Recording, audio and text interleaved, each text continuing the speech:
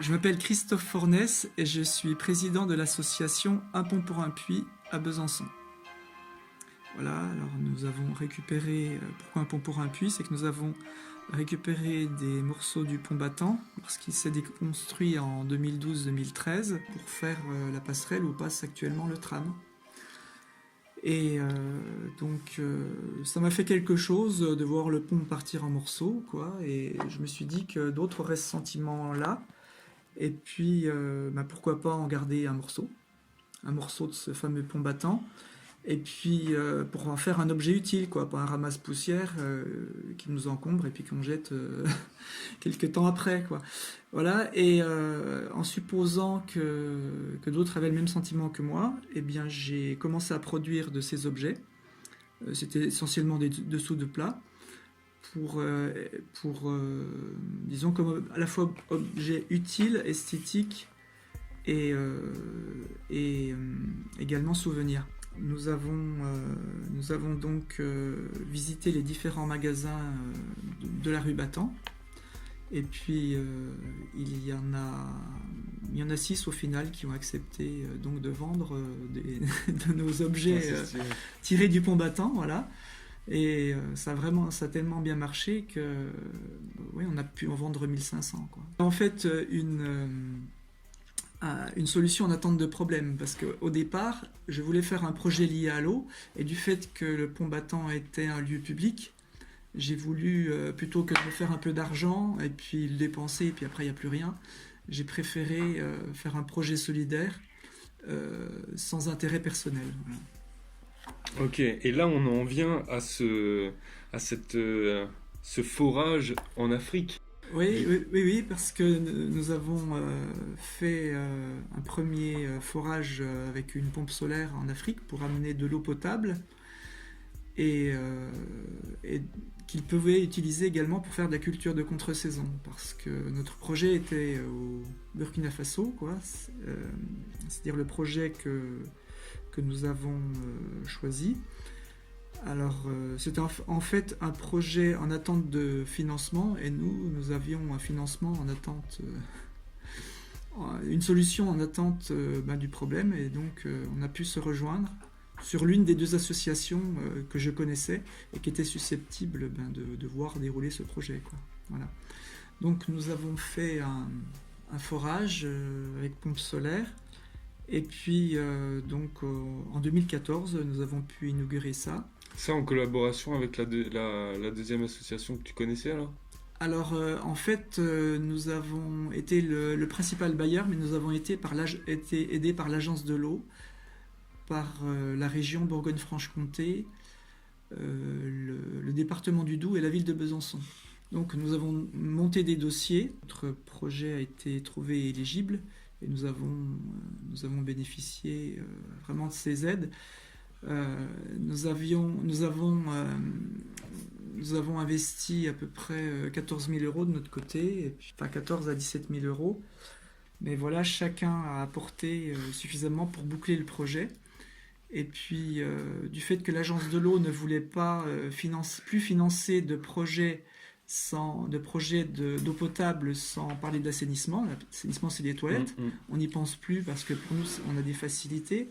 Mais c'est pas la peine c'est pas la peine de proposer aux gens de l'eau potable si c'est pour la polluer ensuite. Oui, si tu as l'accès à l'eau et que c'est pas assaini, ouais, il y a le cycle. Voilà, il y a des problèmes, quoi. Et quand le système tombe en panne, ce retour à la case départ. On va puiser où dans le marigot, hein, dans le point d'eau qui se trouve tout en bas. Et puis, qu'est-ce qui se passe à la saison des pluies? Il est pollué par les... Oui, tout simplement, les gens font leurs besoins où ils peuvent, dans la nature. Et une fois qu'il y a la saison des pluies, alors ce sont des orages carabinés, donc il faut à la fois fournir de l'eau potable, mais en même temps protéger la ressource. Voilà, alors donc nous avons fait des toilettes sèches pour l'école, avec l'arrière-pensée que ça pouvait intéresser également les autres villageois. Et puis ça s'est passé. Voilà, ça s'est passé comme ça. Lors de l'inauguration eh bien de ce projet donc de toilettes sèches, hein, puisque là-bas le souci c'est la ressource en eau. Donc nous avons fait des toilettes sèches écologiques, mais avec possibilité d'utiliser les productions de ces toilettes, quoi, les sous-produits, après transformation bien entendu, pour faire de l'agriculture. Alors, tout d'abord, nous avons demandé aux parents s'ils étaient d'accord pour ce type d'assainissement et puis pour l'utilisation donc des produits des toilettes en agriculture. Alors, pour cela, nous sommes allés dans un autre village où ce procédé était utilisé et où ils maîtrisaient parfaitement de bout en bout eh bien, la fabrication des toilettes, leur utilisation, leur entretien, et ensuite l'utilisation sans danger donc, pour la santé de ces sous-produits de l'assainissement. Donc vous avez, premier projet, on fait venir de l'eau. Deuxième projet, bon bah on assainit l'eau. Du Alors, coup, donc le village a plus de difficultés pour avoir accès à l'eau là. Là, maintenant, tout de suite là. alors, c'est plus compliqué que ça, parce que bon, nous n'avons pas apporté la seule ressource en eau potable, mais c'est quand même, la source d'eau potable était partagée avec les villageois, quoi. Tous ceux qui voulaient s'alimenter en eau pouvaient venir la prendre en payant un petit peu le service de l'eau pour l'entretien, quoi. Mais bon, ce qui s'est passé, c'est que la pompe est tombée en panne assez souvent, quoi, parce que à cause de la faiblesse du système. Et donc les gens sont retournés beaucoup aux pompes manuelles, quoi. On appelle ça des pompes à motricité humaine, voilà. Mais qui n'était pas installé déjà Oui, avant. qui était installé, qui était déjà installé, Ok, ouais. voilà, et dans lesquels en fait les gens ont plus confiance maintenant. Donc Ouais, ouais. si on installe quelque chose, on va renforcer la sécurité au niveau de cette école. C'est ce que nous comptons faire à l'avenir. Mais là, nous avons souhaité rejoindre un peu la même méthode que celle utilisée à Koasanga, qui est un village qui est 50 km au nord de la capitale, qui est Ouagadougou, donc au Burkina Faso. Nous avons donc amené une délégation de parents d'élèves et de représentants du village pour voir comment ça se passait dans leur village et s'ils étaient d'accord pour utiliser les mêmes procédés et les enseigner à leurs enfants. Et là, les parents sont revenus vraiment enchantés. Non seulement ils ont accepté que leurs enfants utilisent ce mode d'assainissement, qu'ils apprennent à se servir des fertilisants qui en sortent, après un processus qui s'appelle hygiénisation. Voilà, c'est-à-dire que le produit est transformé naturellement pour être tout à fait acceptable et surtout sans danger. Voilà. Lors de l'inauguration donc de ce système d'assainissement, qui sont des toilettes sèches appelées EcoSan. EcoSan, c'est un acronyme qui vient de l'anglais Ecological Sanitation, qui ne veut rien dire d'autre que assainissement écologique. Voilà un produit entre guillemets sain, Ouais, ouais. enfin même sain sur le plan organique, c'est-à-dire sans micro-organismes qui risquent de contaminer les gens. Alors pour traiter l'urine, nous la collectons donc dans les toilettes. Alors on appelle ça des toilettes sèches séparatives à double fosse. C'est-à-dire séparative, c'est-à-dire qu'on sépare les matières liquides des matières solides.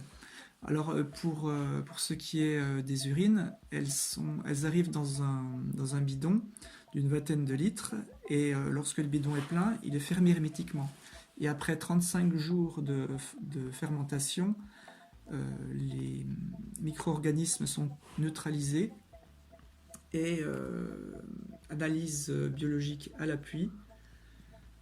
Il n'y a plus personne dans le liquide et les micro-organismes se sont mangés les uns les autres et les derniers en bout de chaîne c'est-à-dire que Ordinairement, bon, les gens allaient faire leurs besoins, et puis, mais c'était à l'année, c'est-à-dire que les urines étaient dispersées n'importe comment à l'année, tandis que là, elles sont faites méthodiquement en fonction du type de culture et en fonction de l'état d'avancement des cultures. Et ce n'est pas dispersé, mais c'est surtout sur le plan de ce qu'on appelle l'AFSS. L'AFSS, c'est les matières solides qui sont collectées. Alors là, c'est un peu différent. Ça tombe dans une fosse. Et pendant 6 mois, donc il y a une double fosse. Et pendant 6 mois, on remplit une fosse. Et pendant 6 mois, il y a un phénomène de dessiccation dans l'autre fosse. Et pour faire leurs besoins, donc les gens mettent de la cendre après, donc ça enlève les odeurs. Il y a une ventilation qui fait qu'il y a plutôt une aspiration de l'air qui se trouve à l'intérieur qui va à l'extérieur. Il y a une grille pour pas que les mouches puissent rentrer et sortir. Bref, c'est un système qui est vraiment très bien pour préserver leur santé, qui est l'objectif premier. Et l'objectif qui est secondaire pour nous, mais qui est une priorité pour eux, c'est de manger à leur faim et donc d'avoir une production agricole suffisante. Et là, en appliquant méthodiquement et l'urine et le fesses dans leur culture, ils arrivent à récolter 2 fois, 3 fois ou 4 fois plus, quoi. En fait, j'ai simplement marché dans les pas de la première association dont le chef de projet nous a vraiment épaulés, et même plus qu'épaulés, quoi. Il a même, on pourrait dire, déblayé le terrain.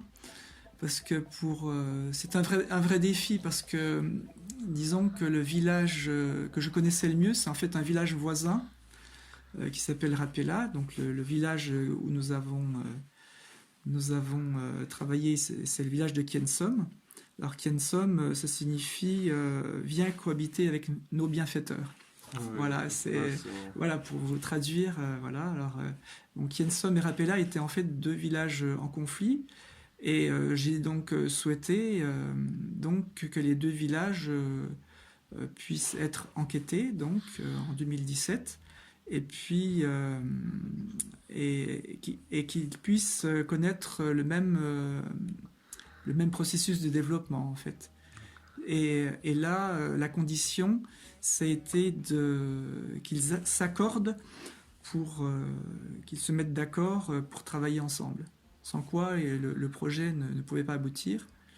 Alors, donc les conditions ont été fixées tout simplement lors de la restitution donc, de cette étude qui a été faite. Donc, c'était une étude enquête auprès de tous les ménages. Il y a 184 ménages, en moyenne 8 à 10 personnes, qui ont été enquêtés et ils ont pu dire où ils en étaient sur le plan de l'assainissement, de l'agriculture et de la santé, et puis dire ce qu'ils voulaient, de manière à ce que nous puissions leur proposer quelque chose qui soit adapté pour eux, quoi. Une sorte de médiateur, quoi. C'est-à-dire c'est une enquête, c'est une enquête qui nous a permis de vraiment cerner à la fois le besoin et le désir des populations. Parce que c'est pas la peine d'offrir aux gens ce qui n'est quelque chose qui soit n'est pas adapté, soit quelque chose dont ils ne veulent pas. Ouais, bien sûr. Donc là, 181 ménages sur 184 désiraient vraiment ce que nous leur apportions. Ah ouais, putain, c'est fou ça. Et c'est les 2 villages-là qui étaient en conflit un peu Oui. Et qui ont accepté de travailler ensemble. Voilà, alors donc nous n'avons pas tout construit pour les 184 ou plutôt 180 ménages d'un seul coup. Ils étaient regroupés en 141 cours, c'est-à-dire une cour, c'est là où peuvent vivre 1, 2 ou 3 familles ensemble, donc de la famille proche, pour mettre en commun la force de travail et puis voilà, et puis pourvoir à leurs besoins. Et donc là, nous avons construit actuellement 135 de ces toilettes sèches, donc pour une population qui faisait 1756 habitants, d'après le recensement que nous avons fait lors de l'enquête. Nous avons déjà construit 125 latrines et on peut dire qu'avec ce qui existait auparavant, il y a plus de 90% de taux d'assainissement dans le village. Alors qu'on partait de 30% dans un village et 0% dans l'autre. il y a eu deux facteurs de réussite. C'est l'exemple que nous avons eu et qui nous a donné la feuille de route. C'est Koasanga. Et Koasanga, ça signifie solliciter, sollicitation. Ah ouais. Et nous, nous avons sollicité également la région, l'agence de l'eau, la ville de Besançon, le département du Doubs, pour avoir des financements. Alors, si nous avons été le premier bailleur de fonds lors de notre premier projet, nous avons été un bailleur plus accessoire pour les projets suivants. Et là, le sixième projet est abouti et nous en sommes au compte-rendu final donc, de notre projet, notre dernier projet et de l'ensemble des projets. Et c'est par rapport à cette étude enquête où nous avions des objectifs que nous pouvons comparer la situation actuelle aux objectifs initiaux. Voilà. Ah ouais, c'est cool, hein. Bah, comme quoi, là, l'exemple de ces deux villages qui, tu vois, a priori, tu vois, n'avaient pas de quoi s'entendre, tu vois, ou de terrain sur lequel, tu vois, collaborer, ou tu vois, simplement, peut-être d'autres mœurs, d'autres coutumes, une autre histoire, je sais pas pourquoi ils... mais je veux dire, c'est l'exemple même en fait, tous, on est tous d'accord sur plein de sujets. Oui, bien Et sûr. en fait, là, pour le coup, bah, c'est l'exemple de... Bah là, vous êtes d'accord pour avoir de l'eau, pour que se mette bien, quoi. Et hop, ça avance. Voilà. Non, c'est un bon exemple. Bien sûr, donc là, c'est l'aspect social. C'est l'aspect social de notre projet. Donc, eh bien, c'est au contraire de diviser pour mieux régner. Mm. C'est apprendre, c'est travailler ensemble pour accéder à notre autonomie. Et vraiment, ça a été un processus de formation pour moi, parce que j'ai tout appris donc du chef de projet de Koasanga. Et j'ai marché sur ses traces conformément à ce qui avait été défini dans l'étude d'enquête donc, de tous les ménages. Il y a vraiment eu une très grande émulation dans le village pour adopter ces techniques. Et il y a même 10 villages autour qui sont intéressés. Et nous avons commencé avec 2 autres villages à construire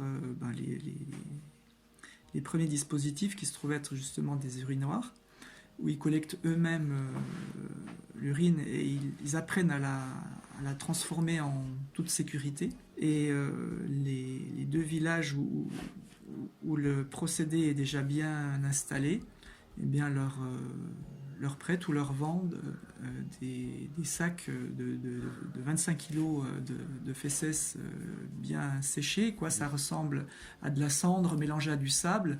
Ça n'a plus du tout le même aspect que ça avait auparavant. C'est même plus du tout la même matière, en fait. Ça ressemble à un mélange de sable et de cendre grise. Voilà, parce que c'est parfaitement séché, vu le climat qu'il fait là-bas. C'est vraiment le procédé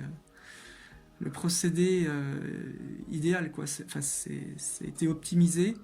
Et non seulement le procédé d'assainissement a été optimisé, mais encore l'application. C'est-à-dire que nous bénéficions de l'expérience de Koasanga à Kiensom et Rapella.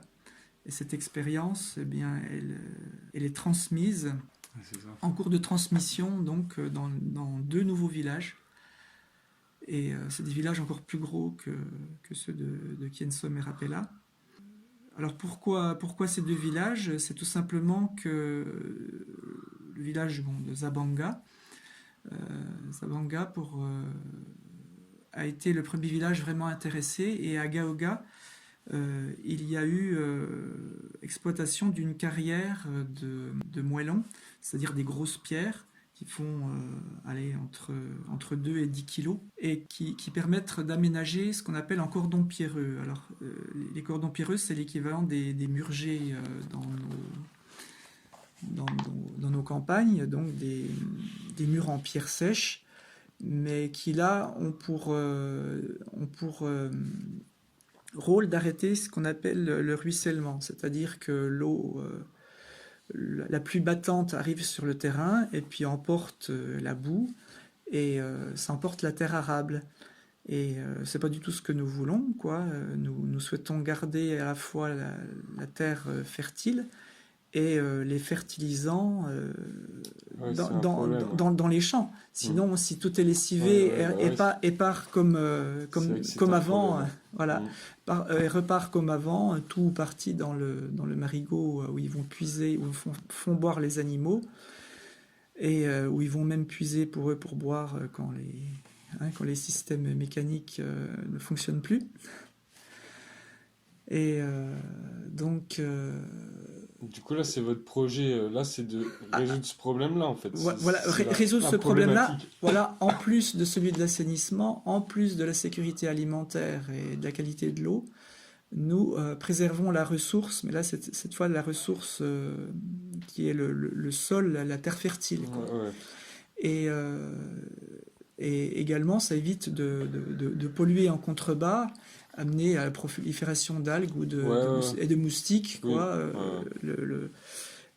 l'eau qui se Ouais, trouve on a en l'impression qu'à contrebas, chaque quoi. solution, il y a un autre petit truc qui vient se greffer en mode, ah bah ouais, merde, il faut. Mais Il faut ça, aller tu plus vois? loin, il Oui, faut il aller faut. plus Ouais, loin, ouais. voilà, et c'est ce qu'on appelle en fait l'approche systémique. Et là, le chef de projet qui se trouvait d'origine française, il est franco-burkinabé, son métier, c'était d'aborder les systèmes de production industrielle de manière à les optimiser. Quand il y avait un problème sur une ligne de production, tous les sujets étaient abordés, même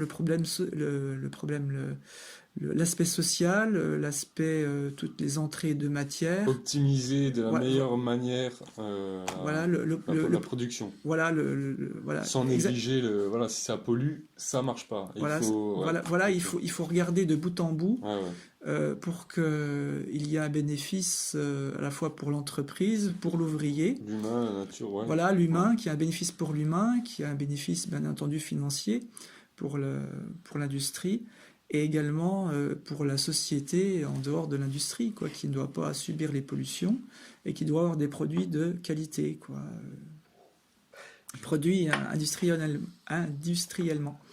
Voilà. Ouais, ouais. Ben, nous avons commencé en 2014, là on est en 2023. Ça va bientôt faire 10 ans. Donc, comme il s'agit d'une petite association, donc j'ai fait connaissance avec eux. J'y suis allé 4 fois sur le terrain les rencontrer. Et là, là, ils souhaitaient vivement que je puisse aller à la restitution avec eux pour parler aux autres villages, quoi, et puis faire un bilan en fait. Ouais, ouais. Mais là, je n'ai pas pu me rendre sur place pour la raison des problèmes de sécurité graves au Burkina. Ah ouais, ouais. Ok.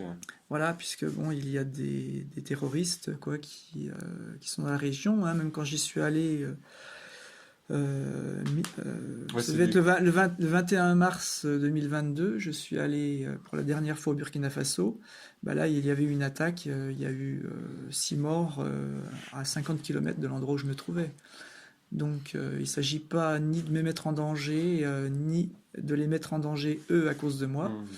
Et donc j'ai préféré, disons, envoyer en délégation des gens avec qui j'ai l'habitude de travailler. Alors, et ça c'est un aspect qui est très important, c'est le partenariat. Il faut trouver vraiment un bon partenariat local et créer une association locale de manière à ce qu'ils puissent travailler en autonomie. Voilà, et qui reste d'être dépendant donc des subsides envoyés par le Nord, ou alors disons, le côté intellectuel formateur, quoi. Voilà, il faut qu'ils puissent transmettre, et là vraiment c'était vraiment du bonheur qu'ils aient appris utiliser, ils ont appris de A à Z comment utiliser leur latrine écossane, et ils ont même appris à les construire et à enseigner aux autres comment les utiliser et éventuellement aussi à en construire eux-mêmes. C'est-à-dire que il y a vraiment Partage de savoir, quoi. Tu viens, voilà de tu. compétences, Ouais. un travail, Ouais. un transfert total de compétences qui permet au système de se répliquer lui-même. C'est difficile pour eux de mettre à part suffisamment de fonds pour pouvoir se payer eux-mêmes une latrine écossane, puisque ça revient avec les formations entre 400 et 500 euros, avec l'augmentation en plus des matières premières, du ciment, le sable, ils le trouvent sur place eux-mêmes. Et ce qu'il faut savoir aussi, c'est que là encore, on commence par la fin, parce que la fin généralement du développement, quand on fait un projet lié à l'eau, la fin c'est d'abord, d'abord on apporte de l'eau et ensuite on apporte des toilettes sèches si nous avons assez de fonds, si nous avons le temps, on s'en occupe. Voilà, c'est un peu le parent pauvre, tandis que là c'est vraiment le moteur. C'est ce que l'on apprend à faire en premier. C'est-à-dire c'est comme le boulet, c'est comme un boulet, l'assainissement, c'est comme un boulet qu'on traîne derrière soi, ça peut coûter de l'argent, ça rapporte rien. Mais là, au contraire, on le transforme en un moteur du développement. Oui, c'est ça. Voilà, c'est vraiment l'image que je veux faire passer, c'est que le boulet devient un bloc moteur. Et là, la voiture est en route.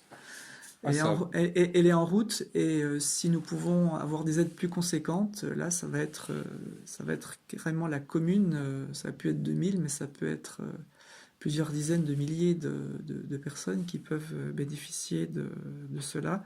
Alors ça oblige à trouver un modèle économique viable où ils puissent se passer en fait des subventions françaises, quoi. Mais là ça risque d'être très difficile dans l'immédiat en raison des problèmes liés au terrorisme, quoi. Et c'est ce qui est dommage, c'est ce qui nous freine. Et puis, comme on dit, l'argent est le nerf de la guerre, aussi les subsides se faisant plus rares même en France. Et on ne parle pas là-bas au Burkina Faso. Voilà, c'est un espoir donc pour les villages. Et là, donc les deux nouveaux villages apprennent, avant de bénéficier de latrines, ils apprennent déjà à utiliser les productions des latrines. Parce que ce n'est pas la peine de leur offrir des latrines si ensuite ils ne savent pas quoi faire des résidus, quoi, des sous-produits. Tandis que là, ils sont pleinement valorisés et ils amènent eh bien, à l'autonomie alimentaire, quoi. C'est ça. Ouais, c'est ça. Vraiment à l'autosuffisance, quoi, et à l'autonomie alimentaire. Une approche qui est systémique et non ce qu'on appelle sectorielle. Parce que, par exemple, on veut aider par exemple, quelqu'un qui sait se débrouiller pour faire des forages. Bon, il va leur apporter l'eau. Après, une association qui sait apporter l'électricité, ça existe. Bon, elle va leur apporter de l'électricité. Pour l'assainissement, c'est plus difficile parce que c'est pas très glamour, c'est pas très glamour, c'est pas séduisant, on va dire. Pour parler français, l'assainissement, c'est pas quelque chose de séduisant. Et donc, il y en a peu qui pensent vraiment à aborder sérieusement cette case-là. Là, c'est en réponse à voilà, l'autonomie, l'indépendance, je veux dire, on est là-dessus, quoi. Alors, je préfère parler d'autonomie plutôt que d'indépendance, parce qu'il y a des liens qui se créent avec d'autres villages, et le lien, même s'il est distant avec le village qui leur a tout appris finalement, eh bien, il doit être conservé déjà pour des raisons d'équité et ensuite parce qu'ils peuvent avoir besoin les uns des autres. Oui, exactement. Non, t'as bien fait d'insister sur non pas sur l'indépendance, mais sur l'autonomie. Mais sur l'autonomie et tous ces liens qui vont être faits avec les villages autour. Et comme des liens impossibles entre les deux villages qui étaient initialement en conflit. Et ce qui serait intéressant, c'est effectivement de trouver une activité génératrice de revenus pour eux et pourquoi pas effectivement importer des productions du village en France et les vendre au titre du commerce équitable. Mais là, c'est vrai ou alors faire partie d'un réseau. C'est vrai qu'une plus petite structure peut inspirer davantage de confiance. Nous avons un site internet, donc un pont pour un puits, c'est uppup.fr. Voilà, vous allez le trouver vous tapez ça dans un moteur de recherche et vous allez trouver UPP, unpontpouruinpuits.fr. Voilà, et vous allez pouvoir voir nos activités et puis pourquoi pas apporter un commentaire encourageant ou alors une participation financière. Même modeste, hein, les petits ruisseaux font les grandes rivières. Déjà un partage. Voilà, Partager. voilà, oui, partager notre adresse, quoi, et parce que vraiment c'est un projet qui est vraiment très motivant, parti disons d'un domaine tout à fait inattendu, quoi. Ouais, c'est vrai. Hein. Alors, il y a une chose qu'il ne faut pas oublier, c'est que c'est aussi un engagement financier et familial. Un projet assez important comme ça, ce qui fait qu'il faut pas avoir peur, disons, de s'engager sur fonds propres financièrement aussi, quoi. Voilà. On fait ça avec les tripes et bon, il faut calculer la dépense avant de bâtir le projet. Mais c'est extrêmement valorisant et porteur de sens pour notre vie, quoi. Ouais, c'est ça, c'est surtout ça en fait. C'est voilà. que là, tu as du sens, c'est du concret, t'es pas là. Ça change la vie des gens et ça la change durablement. Et là, j'ai commencé le projet, eh bien, j'étais en congé longue maladie d'office, quoi, parce que j'arrivais plus à travailler. Et je sentais que j'avais des phases d'épuisement de plus en plus importantes. Et je me suis dit que je ne savais pas combien d'années j'allais encore pouvoir vivre. Et je me suis dit, pour laisser sur Terre une trace, autant que ce soit une source d'eau. Et pour mes enfants, un exemple, un chemin tracé sur lequel ils pourront s'engager s'ils le veulent. Donc pour financer et continuer de financer nos projets, nous avons prévu d'organiser un événement qui sera une exposition donc à public scolaire ou éventuellement à tout public le jeudi 5 mai. Donc l'exposition et puis exposition également le vendredi matin, le vendredi après-midi pour un public plus scolaire et à partir de 17h30 donc nous allons avoir l'installation de musiciens parce que nous allons faire un apéro concert donc de 18h30 donc à 23h en tout, hein. Ça pourra durer jusqu'à 23h. Et c'est où ça alors? Alors ce sera au Cénacle de Besançon, rue de la Vieille Monnaie. Donc c'est tout près du Cursal en fait. Tu vois. Alors la faculté de lettres, voilà, c'est au bout de la rue de la Vieille Monnaie, c'est dans le prolongement de la rue Mégevant, qui est la rue qui passe vers la mairie qui est 6 rue Mégevant, un peu plus loin. Okay. Nous allons trouver cette rue de la Vieille Monnaie. Donc il y aura des expositions aussi, là sera concert et exposition. Alors, il y aura une exposition et après la conclusion de l'exposition, ce sera un apéro-concert. Ok, cool. Où les gens pourront éventuellement découvrir nos activités associatives. Et puis... on peut manger, on peut boire, on peut passer soirée. Voilà, on peut passer une très bonne soirée. Donc il y aura Mathieu Diaz, il y aura Jack, il y aura Jean-Baptiste pour cet apéro-concert. Voilà, alors bon, il y aura à manger et à boire. On va essayer de ne pas verser dans les alcools forts, de manière à être raisonnable. Donc le prix que... Un peu d'alcool quand même. Il y aura un peu d'alcool, ni trop ni trop peu. Juste ce qu'il faut. Alors nous comptons fixer comme prix 10 € simplement pour le concert et 10 € pour l'apéro, et puis ça fait un total de 20 € par personne pour un apéro-concert. Donc ça reste très, très démocratique, quoi, pour que tout le monde puisse aborder. Et puis si quelqu'un veut faire un don, il pourra faire un don. Okay. Et puis un peu de réduction pour les soignants et puis pour les étudiants peut-être. Pour les étudiants, oui, c'est vrai que nous avons prévu de faire un tarif pour les soignants et tout salarié suspendu, sapeurs-pompiers. Ce sera 5 € pour chacun ce sera 5 € Okay. Moitié pour prix, quoi. l'apéro, voilà, moitié prix, 5 euros pour l'apéro, 5 euros pour le concert, également pour les étudiants. Ok, donc 10 balles pour les étudiants Voilà, 10 euros pour les et pour les personnels hospitaliers qui sont suspendus, qui sont voilà, que ça reste abordable et les pour eux. pompiers. Voilà. Ok, et l'apéro, ça comprend quoi? On se mange quoi cette Voilà, soirée? ben, ça va être des boissons diverses. Bon, ce sera plutôt cidre, du genre cidre, bière, panaché. Ouais, bon, il y a de la bière. Voilà. Ok, Je verrai si on peut proposer un peu de vin, mais c'est à voir, à négocier les conditions avec le Cénacle, quoi. ok. Et à manger, quoi, plutôt Alors, goûter à manger, je pense Morteau. Je pense que ça va être beaucoup de snacks, des pizzas coupées en petits morceaux, donc ce sera artisanal, hein. Ok, Biscuits, fruits secs, voilà, salade de fruits. donc c'est à self-service, on sert. Voilà, tu self-service t'as- avec des tu payes toasts. ton billet, tu donnes ton billet de vin, tu manges toute la soirée, tu passes, il y a concert, Voilà, il y a des il gens. y a le concert. À self-service, on sert. Voilà, toutes self-service t'as- avec des tu payes ton toasts. billet, tu donnes ton billet de vin, tu manges toute la soirée, tu passes, il y a concert, Voilà, il y a des il gens. y a le concert. On va essayer de faire par phase. Éviter des pizzas avec insectes aussi. Non, non, Le concert, ce sera garanti sans insectes. ok, ouais, c'est bien ça. Voilà.